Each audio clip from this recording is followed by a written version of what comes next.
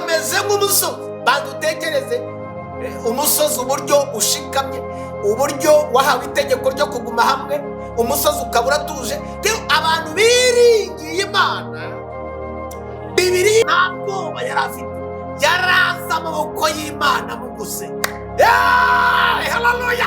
Elisa ntabwo muri abantu batazi ko bari mu bwami bwa Kristo bahorana umutima wa biracitse. Biracitse.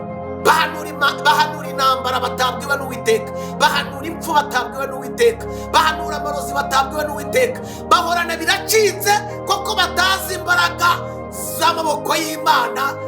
Ntabwo baba bazi imbaraga z'Imana, ntabwo baba bazi ubushobozi bw'Imana. Reka babwire abantu biracitse, abo bantu bahorana umutima wo gutinya ibikomeye kandi batakaza ubwenge bwo kumenya Imana yabo.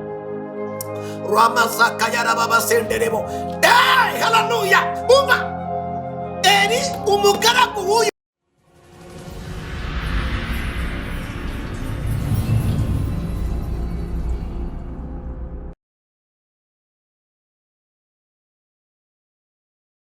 ndabaramukije mwese bakundwa bene data, inshuti za Pastor Steven TV.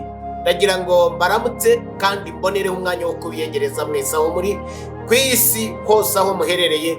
Ndabaramukije kandi mbiyegereza mu izina ry'umwami wacu Yesu Kristo w'i Nazareti. Imana yacu dukorera ibamera umugisha kandi ikomeze ibahaze ibyiza mu byo mugerageza gukora. Mbibasabiye nk'umushumba nk'umubyeyi ibyaye.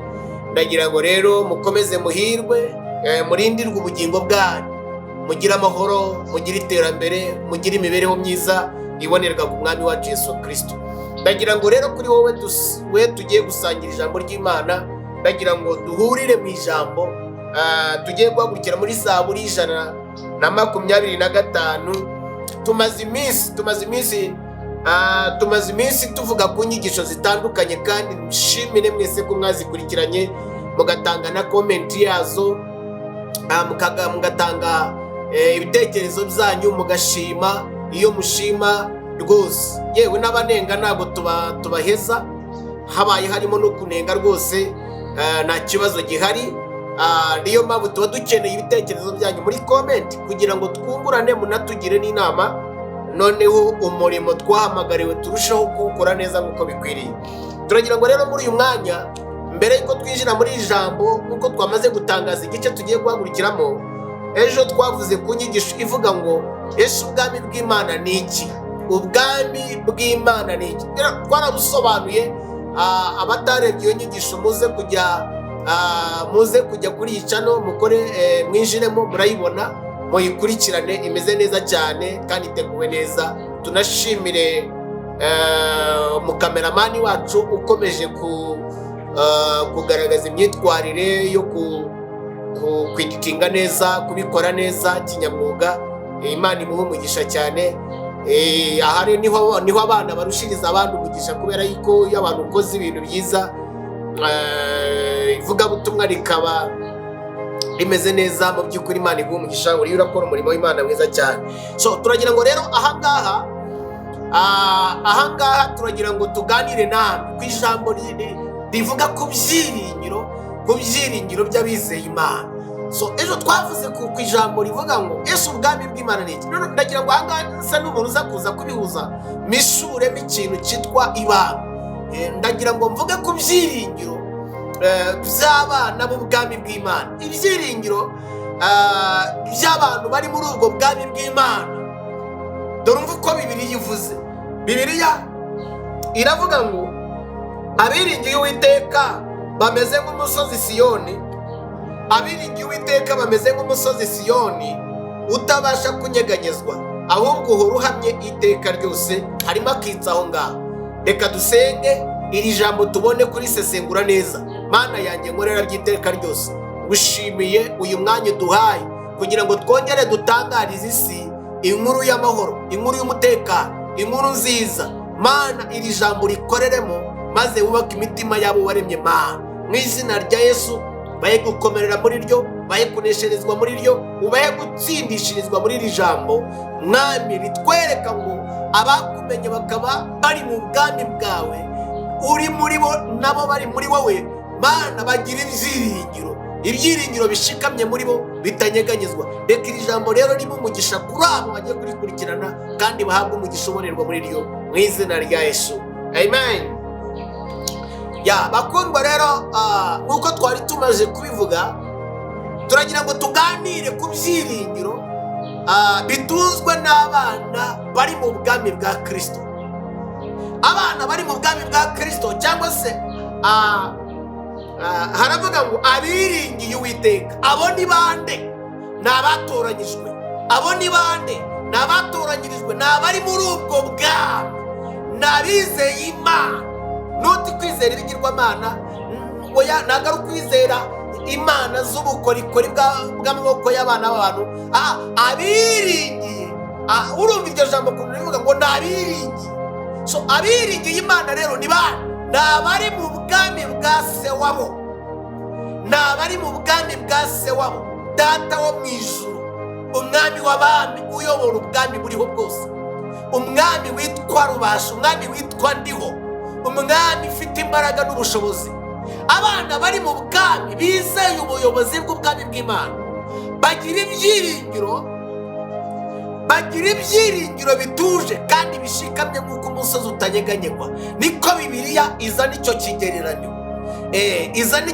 kavuga ngo abiringiye Uwiteka bameze nk'umusozi. Bandutekereze umusozi uburyo ushikamye, uburyo wahawe itegeko ryo kuguma hamwe, umusozi ukaba uratuje. Rero abantu biringiye Imana, Bibiliya irabagereranya n'uwo musozi. Wow, haleluya! Bibiliya ibagereranya n'uwo musozi. Mbega iri jambo, Bibiliya ibagereranya n'uwo musozi ngo bameze nk'umusozi w'i Siyoni utabasha kunyeganyezwa, ngo ahubwo uhora uhamye iteka ryose. Uhora uhamye iteka ryose. Ni ukuvuga ngo Yesu yavuze ngo iki? Reka twirukanke Bibiliya tuyishagajaga ubundi tujye mu ijambo. Mujye mufata utujenda. Mana we Ramasaka yarababasenderebo.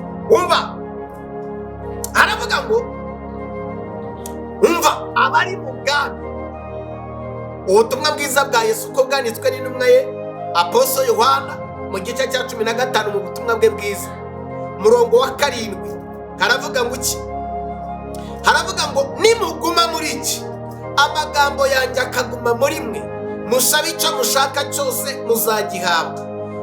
Ibyo nibyo byubahisha Data, ko mwera imbuto nyinshi mukaba bigishwa banjye. Reka nsubiremo uyu murongo uwumve, ndashaka kuza gusubira ko hariya twahagurukiye. Haravuga ngo nimuguma muri iki, amagambo yanjye akaba muri mwe, musabe icyo mushaka cyose muzagihabwa. Nshuti muvandimwe, mushiki wanjye, murumuna wanjye udukurikirana kuri iyi channel ya Gikristo yigisha ijambo ry'Imana, hano baratubwiye ngo abiringiye Uwiteka bameze nk'umusozi. Ni ukuvuga ngo iyo uri muri we, amagambo ya Kristo akaba ari muri wowe, nawe ukaba uri amagambo y'Imana akaba kurimo. Ni ukuvuga ngo ubu uri urutare, ubu umeze nk'urutare rutanyeganyezwa, ubu umeze nk'umusozi utuje, wizeye ubuyobozi bw'ubwami bw'Imana, wizeye imbaraga z'ubwami bw'Imana, wizeye ubutabazi isaha ku yindi. Imana yakugobokera aho uri, ugatabarwa isi yose ikureba. Haleluya! So ugatabarwa. Ramasaka yarababasenderebo. So iyo turi mu bwami, iyo turi abana b'ubwami, tugira ibyiringiro bitanyurwamo n'umuyaga, tugira ibyiringiro bitwereka ngo iyo ijambo rya Kristo riturimo, tukaba muri ryo, nayo ikaba iri muri twebwe, tuba turi muri ubwo bwami. Kandi ibyiringiro byacu biba bitubwira ngo iyo dusabye twizera dukuyemo gushidikanya yuko ibyo dusabye Data byumva kandi azabisohorezanya n'umwete we. Imana ihabwe icyubahiro. Haleluya! Haravuga ngo biringira Uwiteka. Dawidi yaratwandikira aravuga ngo bamwe biringira amagare. Muri ubu buzima abantu biringira ibintu bitandukanye. Hari abiringira imiryango, hari abiringira aho baturuka, hari abiringira abantu bagenda bagira ibyiringiro biratandukanye. ibyiringiro biratandukanye. Hari abiringira ko bavuka muri family nziza, hari abiringira ko bafite abakomeye bari hejuru, hari abiringira, ibyiringiro biratandukanye. Noneho ibi byiringiro rero ndiyo ndabahishurira, ndiyo ndabereka ibyiringiro by'abana bari mu bwami bwa Kristo, iby'abana bamenye Uwiteka, by'abana b'ubwami bw'Imana. So abantu bari mu bwami bwa Kristo bagira ibyiringiro bigereranywa n'uyu musozi. Ngo abiringiye Uwiteka bameze nk'umusozi Siyoni utabasha kunyeganyezwa kuko uhoraho iteka ryose. Ndagira ngo na uhame mu masezerano yawe wasezeranyijwe muri Kristo Yesu. Uhamamo, guma muri Kristo Yesu, wisohoka muri Kristo Yesu, ahubwo guma muri ubwo bwami. Hanze biradogereye, hanze ya Kristo, hanze hatari Imana, hari akaga, hari amakuba. So iyo turi muri Kristo tukiringira Uwiteka, tukagereranywa n'uyu musozi uhoraho iteka ryose, ni ukuvuga ngo nta bwoba tuba dufite. Tuba tugoswe n'imbaraga z'amaboko y'umugabo uruta abandi bagabo bose. Tuba tugoswe n'amaboko y'ubutabazi bw'Imana anytime. Reka mbaho urugero rumwe ku gihugu cyacu cyo Kabyara n'ubuyobozi bwacu burangajwe imbere na nyakubahwa Perezida wa Repubulika. Reka ngira akantu mvuga. Murabona ubuyobozi bwacu buryo umutima wabwo uri ku baturage, n'uburyo abaturage twebwe abaturage benshi twizera imbaraga mu buyobozi bwacu. Reka mbahe urugero rumwe. Iyo uri mu gihugu, katuvuge iyo uvuye ukajya mu kindi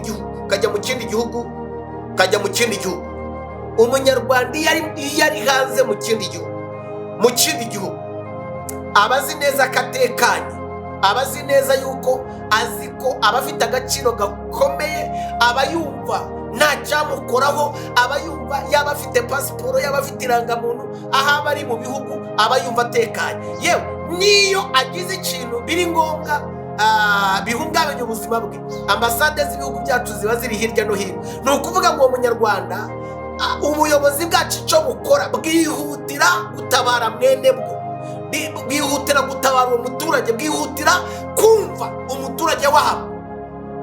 Niyo mpamvu iyo abanyarwanda bajya mu mahanga n'abandi bari hirya no hino, ubwo nimbivuga muze kunsubiza muri komenti, baba bumva yuko kuba bafite igihugu cyabo, bafite n'ubuyobozi bubakurikirana, bafite n'ubuyobozi bubitayeho, baba bumva yuko rwose bafite ishema kandi bakomeye cyane. Ni byiza, ni iby'agaciro, turabishimira Imana ko uwo mugisha Imana yawuhaye igihugu cyacu.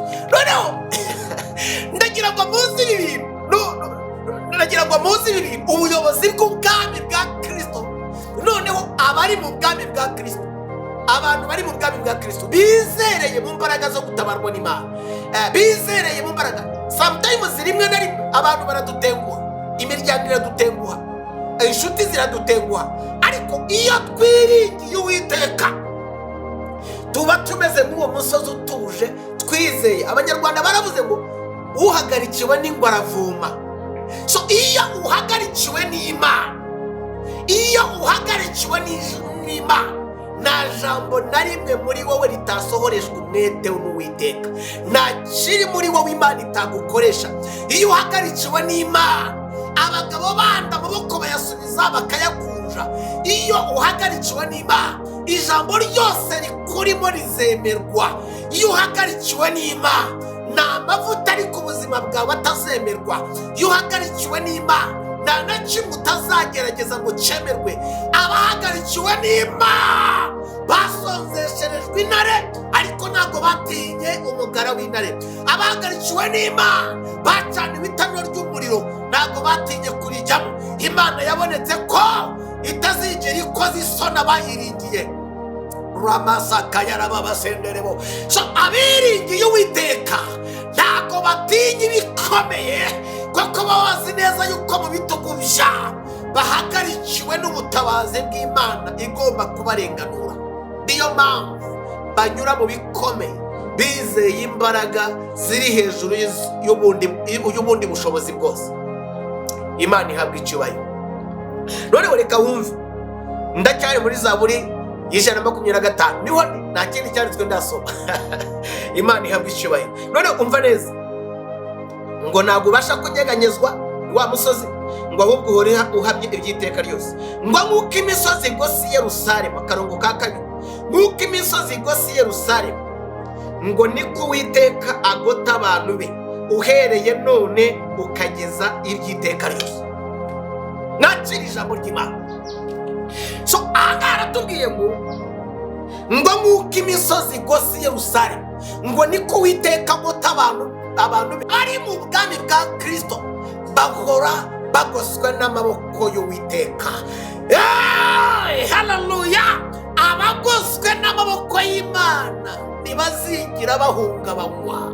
Mukundwa, ndagira ngo ususuruke umutima wawe. Abagoswe n'amaboko y'Imana ntacyo urupfu ruzabatwara. Abagoswe n'amaboko y'Imana bazabyara, ntabwo umwanzi avuga ngo ntibazabyara. Abagoswe n'amaboko y'Imana ntacyo bazaba. Ndagira ngo mpagarare kuri iri jambo, ndekarare kandi mbitanzemo itangazo, mbabwire ngo ntacyo muzaba. Twabonye amaboko y'Imana hashize, twabonye amaboko y'Imana mu ngendo twagenzemo, twabonye amaboko y'Imana igihe twabonye amaboko y'Imana iturwanirira. Ibi byanwa bundi mwanya. Twabonye amaboko y'Imana, twabonye amaboko y'umwanzi. Umwanzi yakubise urutoki ku rundi ayibwira yuko ibyaka birangije. Twabonye amaboko y'Imana itugotira twimana yo kabyara umuhungu n'umukobwa. Imana iratugotira twimana, iratwimana. Uyu munsi turiho turabyaye turujukuruje. Haleluya! So abagoswe n'amaboko y'Imana ntabwo umurozi azabavana mu biganza by'Uwiteka. Ntabwo umwanzi azatuvana mu maboko y'uwaturwaniriye, mu maboko y'uwaducunguye, mu maboko y'uwatuzukiye, mu maboko y'uwaduhaye agakiza. Haleluya! So mwizera amaboko y'Isumba byose, mwizera amaboko y'Isumba byose. Nk'uko imisozi igose Yerusalemu, ngo niko Uwiteka agota abantu be. Ndakwifuriza kugotwa n'Imana, ndakwifuriza koherezwa ubutabazi. Reka mbahe urugero rumwigana ku musozo. Igihe rimwe umwami igihe Elisa yari yiryamiye, noneho ngo aryamye, noneho ngo agiye kumva yumva ingabo z'Abasiriya zamugose. Imana ishimwe. Bagiye kumva yumva ingabo z'Abasiriya zagize zabagose. Koko umwami w'Abasiriya yajyaga ahora yibaza, ninde ushobora kugenda agahora atangaza ibyo twavugiye mu nama, agahora avuga ibyo inama zose twagiye? Ninde muntu ugenda akabibwira Elisa? Ninde muntu ugenda akabibwira Elisa? Yesu ahabwa icyubahiro. Haleluya! Ninde muntu ugenda akabibwira Elisa? Hanyuma igihe kimwe biza kuba impamvu. Igihe kimwe noneho haza kuvamo umwe mu nama yari yakozwe icyo gihe. Arababwira atari ko ibi bintu duhora tuvuga, umwami wa Isirayeli ashaka gutera umwami wa Isirayeli, amateka murayazi. Noneho ngo arababwira atari ko ibi bintu duhora dupanga byo gutera umwami wa Isirayeli. Ariko bakajya guca umwami wa Isirayeli amaze guhishurirwa amabanga yacu na tekinike zacu twagiyemo inama. Umuntu murabizi neza, arambwira ngo muri Isirayeli hari Imana, muri Isirayeli hari umuhanuzi witwa Elisa. Elisa aba yajyanye natwe, Elisa aba yaje, Elisa niwe ubihishurirwa, Elisa niwe ubahereza amakuru. Umwami wa Siriya noneho arangije atanga itegeko yuko bagenda bakajya kumufata bakamuzana. Imana ihabwa icyubahiro. Bakamuzana noneho ngo bamuzane Elisa. Bavuze ngo bamuzane, umugaragu witwa Gehazi ngo arangije abwira shebuja, aramubwira ngo uzabisanga mu Bami ba 2:6 umurongo wa 15. Maze umugaragu w'umuntu w'Imana azindutse kare mu gitondo, arasohoka abona ingabo z'amafarashi n'amagare bigose umudugudu. Umugaragu abwira shebuja ati biracitse databuja, turagira dute? Elisa aramusubiza ati witinya, kuko abo turi kumwe nabo ari benshi kuruta abari kumwe nabo. Nuko Elisa arasenga ati Uwiteka ndakwinginze muhumure amaso arebe. Nuko Uwiteka ahumura amaso y'uwo musore, arareba abona uwo musozi wuzuyeho amafarashi n'amagare y'umuriro bigose Elisa. Bigose nde? Bigose Elisa. Muriya murumva hariya twabonye ngo abiringira Uwiteka ngo nk'uko imisozi igose Yerusalemu, ngo niko Uwiteka agota abantu. Ahangaha igihe ahangaha uyu mwami yashaka kujya gufata kugwa gitumo Elisa kugira ngo amufate amuzane, kuko niba Imana yatoraga ku byo bavugiye aherereye ikabizanira umugaragu wayo, noneho umugaragu wayo nawe akajya kubibwira umwami wa Isiraheli. Noneho rero icyo gihe rero habayeho ikirere, habayeho Elisa nta bwoba yari afite. Nicyo nshaka kwerekana muri iri jambo. Elisa nta bwoba yari afite, yaraza amaboko y'Imana muguse. Haleluya! Elisa ntabwo muri abantu batazi ko bari mu bwami bwa Kristo bahorana umutima wa biracitse. Biracitse. Bahanura intambara batabwiwe n'Uwiteka, bahanura impfu batabwiwe n'Uwiteka, bahanura amarozi batabwiwe n'Uwiteka. Bahorana biracitse koko batazi imbaraga z'amaboko y'Imana. Ntabwo baba bazi imbaraga z'Imana, ntabwo baba bazi ubushobozi bw'Imana. Reka babwire abantu biracitse, abo bantu bahorana umutima wo gutinya ibikomeye kandi batakaza ubwenge bwo kumenya Imana yabo. Ramazaka yarababasenderebo. Haleluya! Eli umugaragu w'uyu muntu w'Imana ngo araza aramubwira ati databuza biracitse. Dufite abantu benshi muri iki gihe bafite ubutumwa bwa biracitse. Dufite abantu muri iki gihe birirwa muri social media basa naho bazana iterabwoba ku bantu b'Imana. Ntabwo ari byo. Abiringiye Uwiteka bameze nk'umusozi Siyoni, ngo nk'uko imisozi igose Yerusalemu, ngo niko Uwiteka agota abantu be. Mana we, ngo niko Uwiteka agota abantu be. Turiyo turabona uburyo Elisa yasenze, Imana ikora ku maso ya Gehazi. Gehazi arahweja, Gehazi arabona, ngo abona amagare y'umuriro n'amafarashi, ngo bigose Elisa umuntu w'Imana. Uko niko abiringiye Uwiteka bahorana umutima w'ituze, bahorana ibyiringiro by'ituze, baba bazi yuko bari mu ngoma y'ubwami bwa Kristo. Ntacyabatera shebuja atakibamenyesheje, ntacyaturwanya tudafite amakuru yacu, ntacyaduhungabanya tudafite amakuru yacu. Ni ukuvuga iki rero? Ni ukuvuga ngo abari mu bwami bwa Kristo amagare n'amafarashi babitugose, muhumure ntacyo tuzaba. Amagare n'amafarashi azahora agota u Rwanda ruzahora rugoswe n'amagare n'amafarashi. Haleluya! Kubera iki? Twabonye amaboko y'Imana hatambutse, twabonye kurwanirwa n'Imana hatambutse, twabonye Imana izura iki gihugu, irongera iragihagarika iracyubaka ikoresheje ukuboko k'ubuyobozi bwiza buriho. Haleluya! Rero abantu bafite umutima wa Gehazi ndabihanije mpagaze mu mavuta y'Umwuka Wera.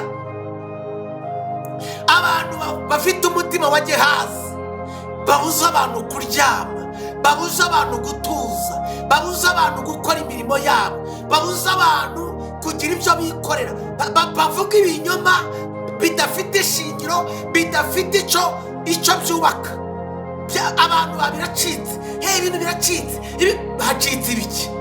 Nibicika ndagira ngo bahumurize muri ubutumwa bwiza. Nibicika dufite umutayeri mu ijuru uzatudodera ibintu byacu bikongera. Ibintu nibicika bijye dufite umutayeri mu bwami bw'Imana.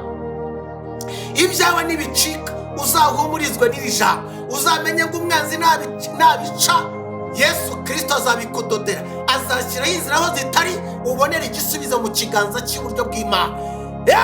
Haleluya! Ndagira ngo rero muhumurizwe, n'iri jambo rivuga ngo abiringira Uwiteka bameze nk'umusozi Siyoni, mukizwe umutima wa Gehazi. Ndatanga imburo y'ubutumwa bwiza, ndatanga imburo nk'umuhanuzi w'Imana, ndatanga imburo nk'umuntu uvugishwa n'Umwuka Wera, ndatanga imburo mburira abatuye isi, mburira abari mu gihugu cyacu, babwira ngo nimuhumure ntacyo muzaba. Twabonye amaboko y'Imana hatambutse, n'aya magingo turacyabona Imana ituneshereza mu bihugu byatwibasiye byanga iki gihugu. Twabonye ukuboko kw'Imana kunyura muri za diplomasi, twabonye ukuboko kw'Imana kunyura mu bintu bitandukanye. Twabonye ukuboko. Uyu munsi igihugu cyacu kiratenga amatekano, kiratekanye, igihugu cyacu kimeze neza, ubuyobozi bwacu buratuje kandi bumeze neza. Turiyo turabona Imana mu buryo burenze. Ibi ntabwo bikorwa n'ubwenge bw'abana b'abantu, biriyo birakorwa n'ukuboko kw'Imana kuvuga ngo Rwanda komeza ubeho, Banyarwanda mukomeze mwubake, Banyarwanda muzabaho. Ntabwo tubeshejwe n'amaboko ya Amerika, ntabwo tubeshejwe n'amaboko y'Ababiligi. Haleluya! Ntacyo bigize batumarira uretse ko bigize bazanye umwiryane wo kudutanya gusa. Ariko nagira ngo mubwire ngo twabonye Imana. Banyarwandakazi, mwakira ubutumwa bwiza bw'uyu munsi. Abantu baturimo bafite umutima wa Gehazi, umutima biracitse. None tuzabigira gute? Ibintu biracitse, Amerika yagurutse, ariko abantu batigiriye icyizere. Koko ibintu twanyuzemo turacyatinyishwa n'utuntu turaho dutyo. Aho iki gihugu twiboneye cyavuye.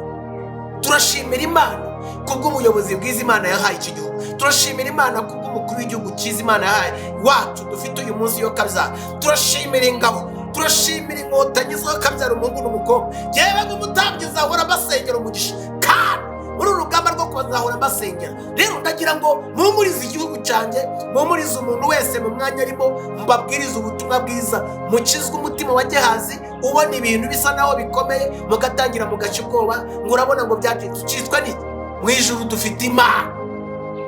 Ndiyo ndabasengera hondi kugira ngo Imana isige utwondo ku maso yawe. Niba utibuka iby'Imana yagukuyemo, ndagira ngo wibuke iby'Imana yakoze. Amaso yawe ahumuke, uheze. U Rwanda n'Abanyarwanda dufite Imana, nta wundi uzayitwigisha. Twarayiboneye n'akanwa, twarayiboneye n'amaso yacu, mu mateka yacu, mu nzira zacu twabonye Imana ikomeye. Ndagira ngo rero muhumurizwe n'ayo magambo, muhumurizwe n'iri jambo ry'Imana. Abiringiye Uwiteka baratuje, barubaka igihugu cyabo, barubaka imiryango yabo, nta bwoba, nta kerere, nta zagara. Abiringiye Uwiteka baratuze kubera bazi yuko amagare n'amafarashi bigose ubuzima bwabo kandi bigose n'ingo n'abana babo. Rero mwakira ubutumwa bw'ihumure, ubwo nibwo Imana yamaye kubahereza. Hanyuma abari mu bwami bw'Imana baba bizeye amaboko y'ubwami bw'Imana. Ntacyo bazaba, tuzakomeza kandi tubeho, kandi murakagwira murakabaho iteka ryose. Mbasabiye umugisha nk'umushumba,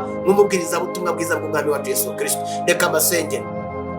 Mana yanjye nkorere by'iteka ryose, nsengeye abana bawe, nsengeye igihugu cyanjye, nsengeye inzego zitandukanye z'iki gihugu. Buri muntu wese akomezwe kandi akomerera ahari, ahabwe umugisha binyuze muri iri jambo mu izina rya Yesu. Umuhe kunesha ibyamuneshaga, ibyamuteraga ubwoba atangira abitera ubwoba kubera ijambo ry'ubutumwa bwiza mu izina rya Yesu. Batangire bakora ibyari byabananiye mu buzima, kuko amaboko y'ubwami bwawe abagose kandi yiteguye kuturinda by'iteka ryose mu izina rya Yesu. Amen. Bless you.